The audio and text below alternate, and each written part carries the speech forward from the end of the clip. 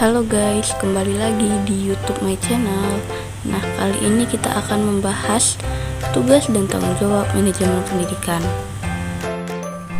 Kira-kira apa saja ya yang menjadi tugas dan tanggung jawab manajemen pendidikan? Yuk simak penjelasan saya.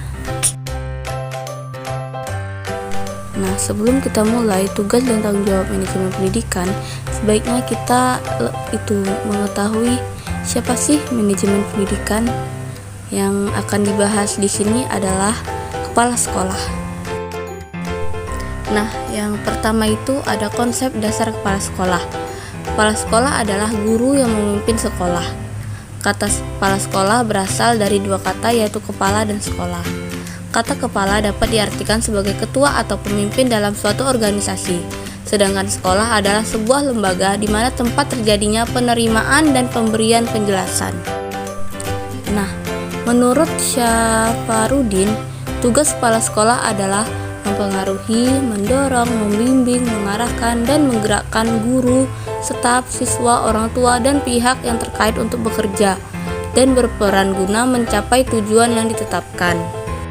Sedangkan Wahjo Sumidjo itu mengungkapkan bahwa kepala sekolah adalah tenaga fungsional guru yang diberikan tugas tambahan untuk memimpin suatu sekolah di mana diselenggarakan proses belajar mengajar atau tempat di mana terjadinya interaksi antara guru yang memberi pelajaran dan murid yang menerima pelajaran. Jadi, dapat disimpulkan bahwa kepala sekolah adalah orang yang memimpin sebuah lembaga pendidikan atau sekolah dan menggerakkan, mempengaruhi serta mendorong sebuah pihak yang terlibat dalam lembaga tersebut untuk mencapai tujuan bersama. Nah, yang kedua itu ada syarat-syarat menjadi kepala sekolah. Berdasarkan surat keputusan Menteri Pendidikan Nasional nomor 13 tahun 2007, syarat-syarat menjadi kepala sekolah adalah 1. Kualifikasi umum kepala sekolah madrasah. Nah, yang A itu memiliki kualifikasi akademik sarjana S1 atau diploma 4 kependidikan atau non-kependidikan pada perguruan tinggi yang terakreditasi. Yang ke B, pada waktu diangkat menjadi kepala sekolah berusia setinggi-tingginya 56 tahun. Yang ke C itu memiliki pengalaman mengajar sekurang-kurangnya 5 tahun. Dan yang ke D itu memiliki pangkat serendah-rendahnya 3/C bagi pegawai negeri sipil atau PNS, dan bagi non-PNS disetarakan dengan kepangkatan yang dikeluarkan oleh yayasan atau lembaga yang bersangkutan. Nah, yang kedua itu ada kualifikasi khusus kepala sekolah atau madrasah. Yang A itu kepala taman kanak-kanak. Yang ke B itu ada kepala sekolah dasar SD atau MI. Yang ke C itu ada kepala sekolah menengah pertama SMP atau MTS. Dan yang ke D itu ada kepala sekolah menengah atas atau SMA atau MA. Nah, sekarang kita masuk ke ciri-ciri kepala sekolah efektif. Apa saja ya ciri-ciri kepala sekolah yang efektif itu? Penasaran kan? Ayo kita bahas bersama-sama. Nah, Sergio Fani dan kawan-kawan mengidentifikasi 5 ciri kepala sekolah yang mengagumkan, yaitu 1. Memiliki pemahaman yang luas terhadap sekolah yang dipimpinnya, terutama mengenai keteraturan sekolah, kesesuaian situasional, dan perubahan-perubahan yang terjadi. Yang kedua itu sulit mengatakan tidak untuk membantu para siswa dan guru agar tumbuh dan berkembang. Yang ketiga itu memiliki kemampuan mendengarkan. Yang keempat itu senang bekerja sama dengan orang lain sehingga orang lain tersebut dapat berhasil. Dan yang terakhir itu toleran terhadap situasi ambiguitas dan memahami bahwa budaya sekolah terus berkembang sepanjang waktu. Nah, di sini itu ada 3 faktor yang menjadi indikator keberhasilan kepala sekolah yang efektif. Yang pertama itu keinginan dan harapan untuk menjadikan sekolah yang dipimpin lebih baik dari sekolah-sekolah lain. Yang kedua itu kecenderungan berinisiatif dan memulai tindakan proaktif terhadap situasi kerjanya. Dan yang terakhir itu memiliki kemampuan untuk tidak ditenggelamkan oleh lembaganya. Ada 3 hal pokok yang menjadi ciri dan perilaku kepala sekolah efektif. Yang pertama itu kemampuannya berpegang kepada citra atau visi lembaga dalam menjalankan tugasnya. Yang kedua itu menjadikan visi sekolah sebagai pedoman dalam mengelola dan memimpin sekolah. Dan yang terakhir itu memfokuskan aktivitasnya pada pembelajaran dan kinerja guru di kelas.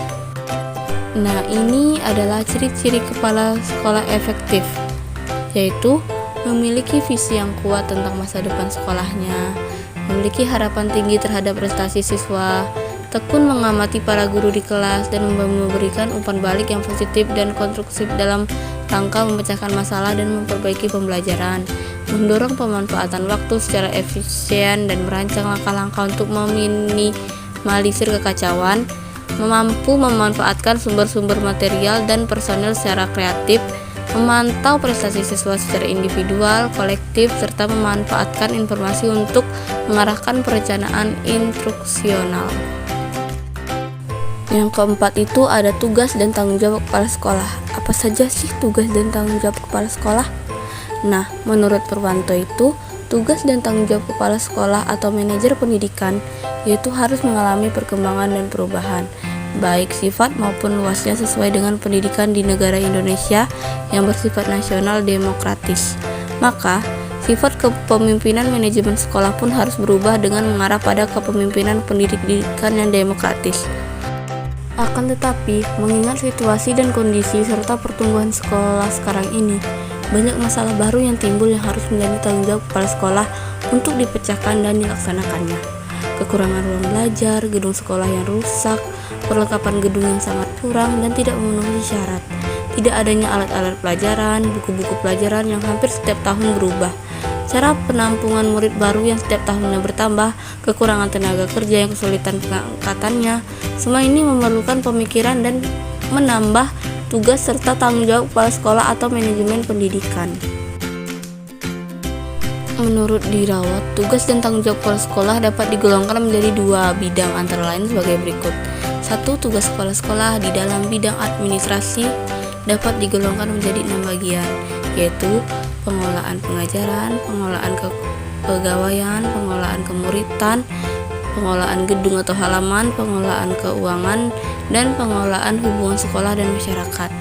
Dan yang kedua itu tugas kepala sekolah dalam bidang supervisi. Kepala sekolah bertugas memberikan bimbingan, bantuan, pengawasan, dan penilaian pada masalah-masalah yang berhubungan dengan teknis penyelenggaraan dan pengembangan pendidikan, pengajaran yang berupa perbaikan program dan kegiatan pendidikan. Nah, yang kelima itu ada fungsi kepala sekolah sebagai manajer. Apa ya fungsi kepala sekolah sebagai manajer itu? Yuk kita bahas bersama-sama. Nah, di sini Stoner mengemukakan 8 fungsi kepala sekolah sebagai manajer. Yang pertama itu bekerja dengan melalui orang lain. Yang kedua itu dengan waktu dan sumber yang terbatas mampu menghadapi berbagai persoalan.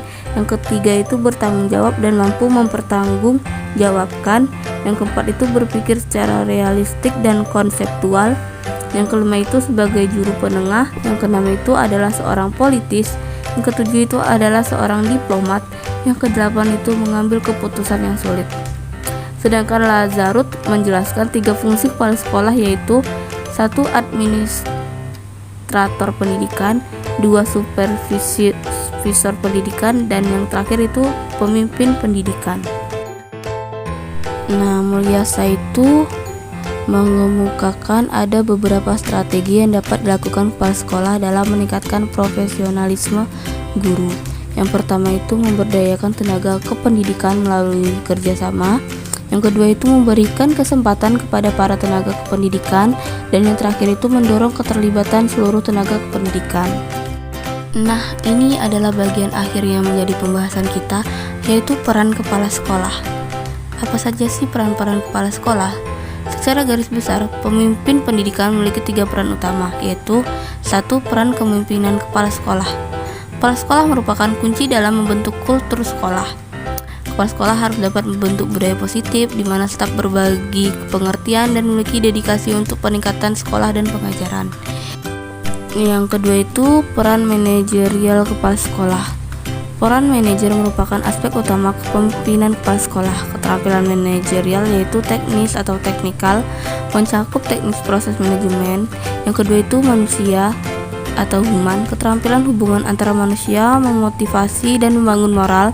Dan terakhir itu adalah konseptual, menekankan pada pengetahuan dan teknis terkait jasa atau produk tenaga organisasi. Nah, yang terakhir itu ada peran kurikulum pengajaran kepala sekolah. Bidang kurikulum pengajaran hendaknya menjadi prioritas kerja utama kepala sekolah sehingga dapat meningkatkan mutu pendidikan di sekolahnya. Ada 6 peran kepala sekolah di bidang kurikulum, yaitu menjamin kualitas pengajaran, mengawasi dan mengevaluasi pengajaran, mengalokasi dan melindungi waktu, mengordinasi kurikulum, memastikan isi mata pelajaran tersampaikan, monitoring kemajuan siswa. 6 peran tersebut menggambarkan suatu contoh kepala sekolah yang efektif. Nah, jadi seperti itulah kira-kira tugas dan tanggung jawab manajemen pendidikan. Nantikan terus ya video dari saya. Sampai jumpa di video berikutnya. Bye-bye.